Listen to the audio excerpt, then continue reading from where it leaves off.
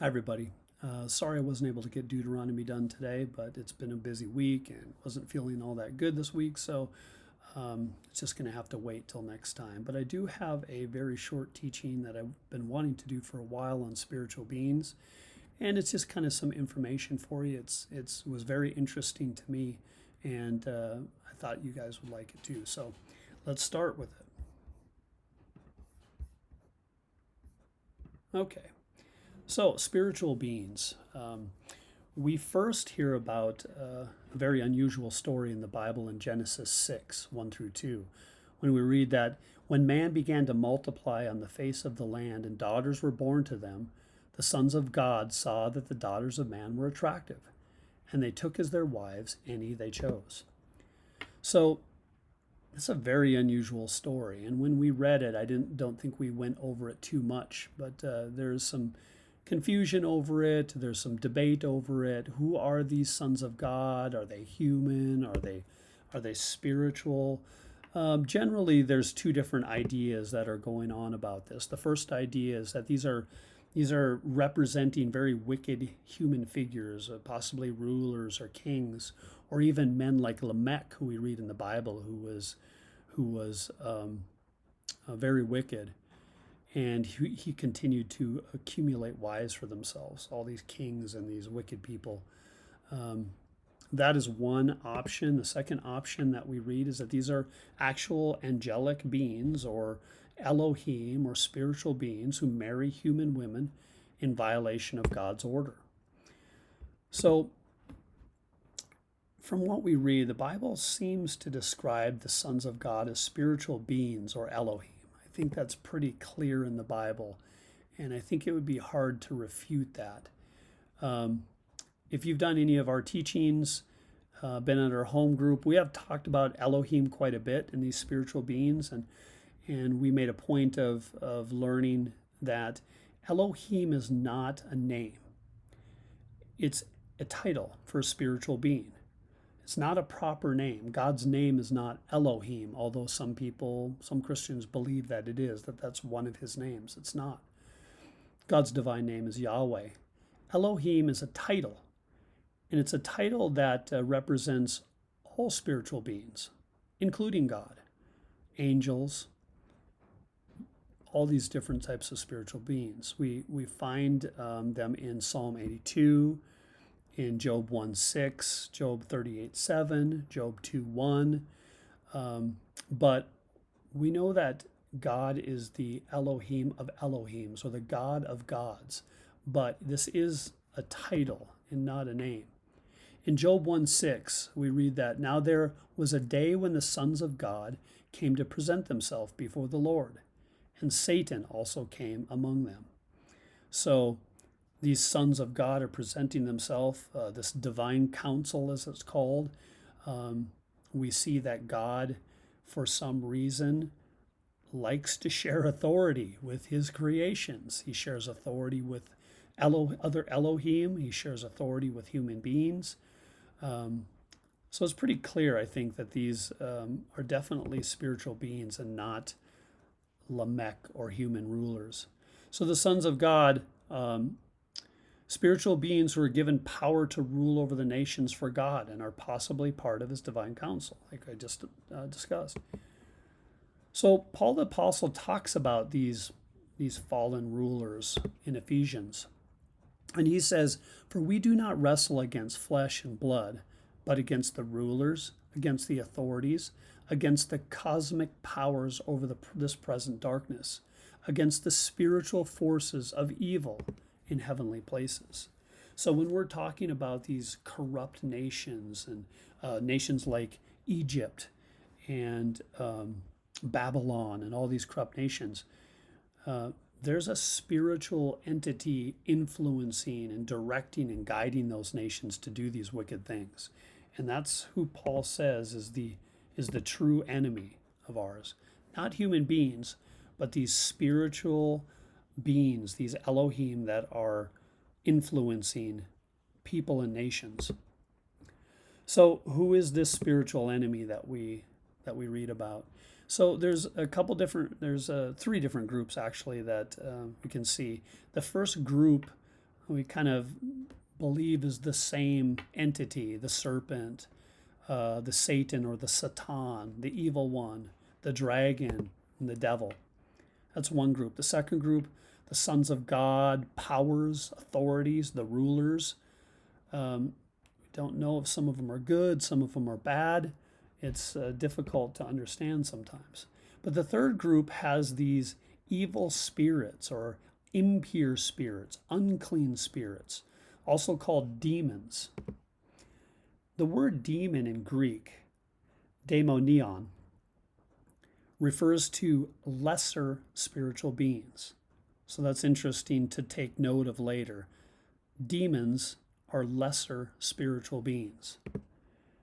Unclean spirits, these demons, unclean spirits, and evil spirits, are these just a New Testament idea? Who are these unclean spirits that we read about?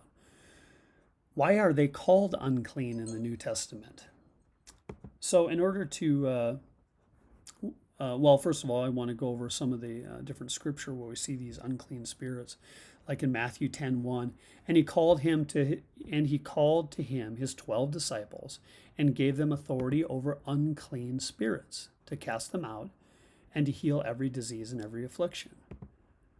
In Matthew 12:43, when the unclean spirit has gone out of a person, it passes through waterless places seeking rest, but finds none. In Acts 8:7, for unclean spirits crying out with a loud voice came out of many who had them, and many who were paralyzed or lame were healed. Unclean spirit again. And the final one is in Luke 4:36. And they were all amazed and said to one another, what is this word? For with authority and power he commands the unclean spirits, and they come out. So, first of all, in order to understand the unclean nature here, we need to go back into the Old Testament. And if you've been in our teaching and we've been in the Torah, and we have talked about things that make a person unclean in Israel, in the Israelite nation, and that's in the book of Leviticus. And in that book, in the law, there are a few things that will make a person unclean if they come in contact with them. Like certain animals would make you unclean, ritually impure, dead bodies. And that's kind of a one we want to focus on a little bit with this teaching. Remember the dead bodies for later. As being something that would make you unclean. Childbirth makes you unclean. Mold and skin diseases. Genital discharges of the male and female also make you unclean. And then we had a study on that.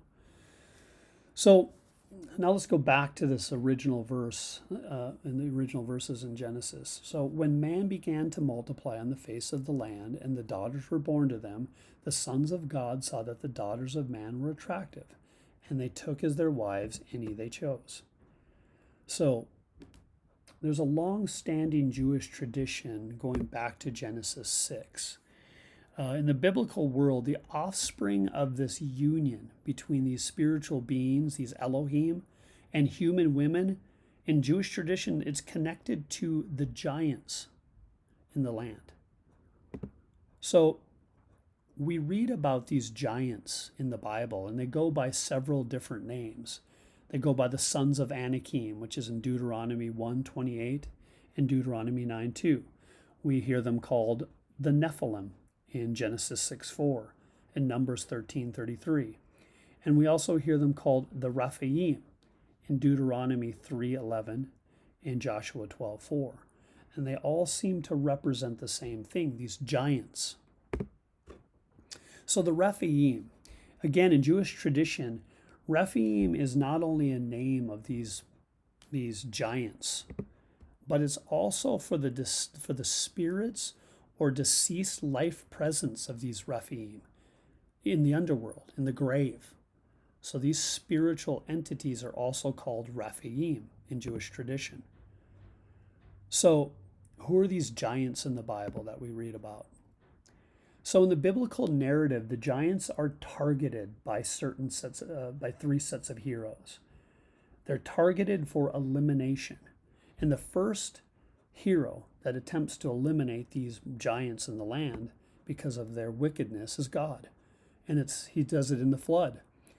But there are indications that even after the flood, that these giants, these Rephaim, are still around.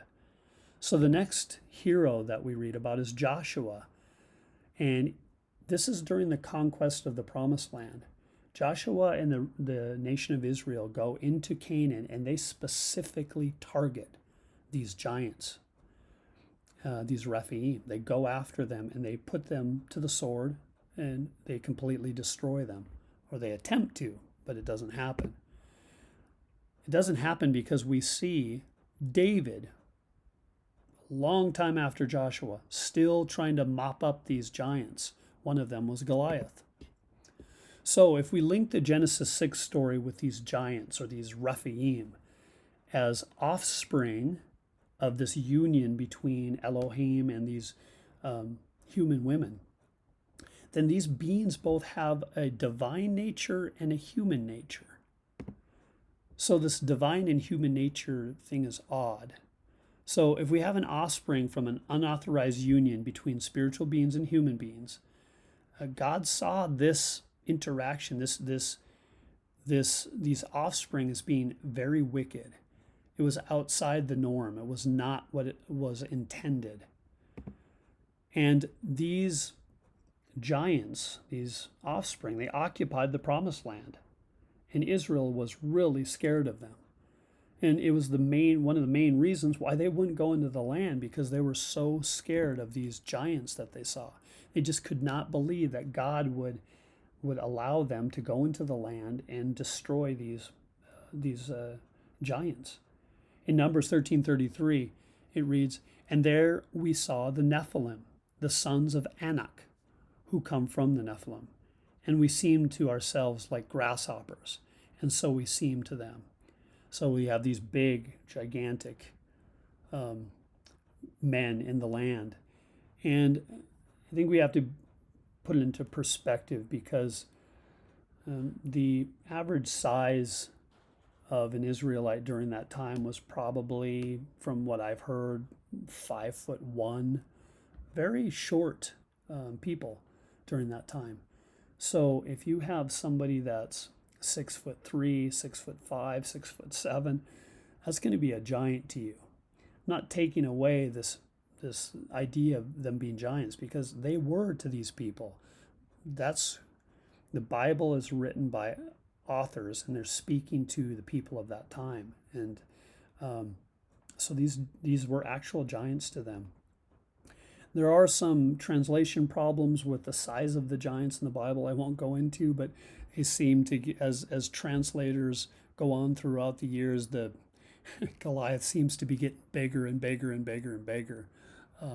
But the earliest manuscripts, from what I remember, probably show him about 6'7", 6'8", something like that. A pretty tall man, especially to Israelites. So what happens when one of these hybrids is killed? We know that they get killed. David killed one.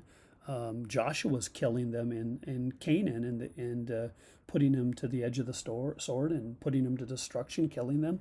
What happens with these? Again, we go back to the Jewish tradition on this, and just killing one of these hybrids, or this offspring of the Elohim and human women, it doesn't finish them off if you kill them dead, as true Jewish tradition goes. So what happens is they live on in a spiritual state. So these were warriors, giants, fighters, but they could be killed. But when they were killed, there was this spiritual presence, Jewish tradition goes, that remained, that lived on. So the Rephaim becomes a title for evil spiritual presences, and that these presences live to terrorize people. That's what they did. So now let's fast forward to the time of Jesus. And Jesus seems to be confronting demons who terrorize and torture people. Remember the Greek word referring to a lesser spiritual being? So we often wonder where these beings come from. I know I always have. They just kind of show up. Who are they? Why are they terrorizing these people? So most of the time, if you ask a Christian who they are, they'll say it's easy. They're fallen angels. These are the groups of fallen angels who have become demons. But is that really what we have here? Because it doesn't seem like it. It seems like it's different.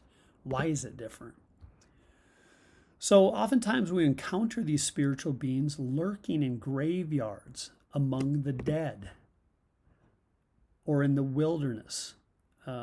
Remember about unclean and about the things that make you unclean. One of them is touching dead bodies or being around dead bodies. Well, touching them primarily, obviously. So that's where we start linking in this idea of unclean. The wilderness, a lot of times they're in the wilderness to the Jewish people represented chaos. And a lot of time it's where they believe that these spiritual beings kind of hung out in the wilderness areas, these chaos areas, or among the dead. So these spiritual beings, these demons, they get people to destroy their own bodies. They torture them. We read in the New Testament where people are basically tortured by these demons inside them. But in reality, if we look at it, they don't really seem all that powerful. They're influencing individual people and making these people do terrible things to their body or tormenting them. They don't appear to be the same spiritual beings who are influencing, guiding, and manipulating nations. Like, these don't seem to be the same spiritual beings that we see. So the Gospels refer to these spiritual beings as impure or unclean spirits. So they're considered, I was doing so well. Sorry, I have to go back. Oh, hi there. Sorry about that. I was on a good roll. Okay, so they referred to these beings as impure or unclean. So they're considered to be spirits of arisen from the bodies of these warriors of old, these giants. Think of the Goliaths. Think of the Ogs. Think of these big giant warriors. So these are the spirits. The Jewish tradition believes that these are the spirits that are still in the wilderness areas and in the graveyards that are lurking. So in one of the stories in the Bible, we get this spiritual being, this demon, that actually gives us his name. And he says his name is Legion. In Mark 5:6-9, and when he saw Jesus from afar, he ran and fell down before him. And crying out with a loud voice, he said, "What have you to do with me, Jesus, Son of the Most High God? I adjure you by God, do not torment me." For he was saying to him, "Come out of the man, you unclean spirit." And Jesus asked him, "What is your name?" He replied, "My name is Legion, for we are many." Interesting name, Legion. So we see from this text that this demon, calling himself Legion, is linked to a group of these spirits who go by this military title, like soldiers, Og and Goliath.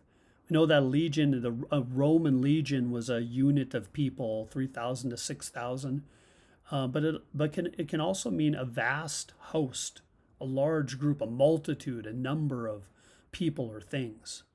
That's why it's interesting that this spiritual being, this demon, calls himself Legion, because we are many. So the demons that Jesus confronts in the story are not the powerful spiritual beings connected to corporate power and authority. I'm not saying they don't have power, but they do not seem to be the ones that are guiding nations. These spiritual beings are specifically, these demons, these lesser spiritual beings, seem to be manipulating and torturing and terrorizing individual people. And we saw earlier, Paul talked about in Ephesians that he talks about these authorities and these cosmic powers. And that just does not seem to be what we have here. We do not have the Prince of Persia type spiritual beings happening in the New Testament during Jesus' time. So it appears that Jesus is confronting these impure spirits that are spiritual beings or entities left over of these dead Rephaim or giants. The union between the Elohim, the sons of God, and human women. They produced these giants that were in the land of Canaan that were targeted by God, by Joshua, by David, trying to eliminate this race of half divine, half human beings that God did not want around. It was not a proper union. So when Jesus goes to Jerusalem in the Gospel of Luke, he's taking on these powers of authority and rule who are behind so much of the evil in the world. But Jesus ends up really kind of taking on all of these bad guys that we're talking about too. In Genesis 1, we hear about the evil one, the Satan or the serpent or the devil. He also took on these Rephaim, who appear to be these impure spirits or demons that are in these in the wilderness areas and in the graveyards. We see Jesus sending these impure spirits, these demons, out of people and into pigs. So these seem to be the lesser spiritual beings that are terrorizing individual people. And then in Genesis 11, we see the rulers and authorities, the Tower of Babel, and we see Jesus taking on those types of spiritual beings as well, who are working through the Roman Empire and through the leaders of Israel. So I thought this was just kind of a really interesting study. It's something that I learned, and I thought it was just really neat to think about these things. And I think it's important too. I think a lot of times we Christians oftentimes just don't even, they kind of dismiss spiritual beings in the Bible, and they try to make it sound like that they're human beings or they represent something else. And I think there's a danger in that. And then I also think there's people that give these spiritual beings way too much power, and instead of, they basically blame these spiritual beings for every kind of sin there is in the world. And I think a lot of that sin has to do with our own fallen nature. So I just thought it was a interesting study, and I hope you did too. And I promise I'll get Deuteronomy done. I was working on it, but I just could not get it done for tonight. So next time, I promise I'll have Deuteronomy done. So can't wait to see you guys all in person. And be blessed and stay safe. And hopefully we'll see you soon. Bye.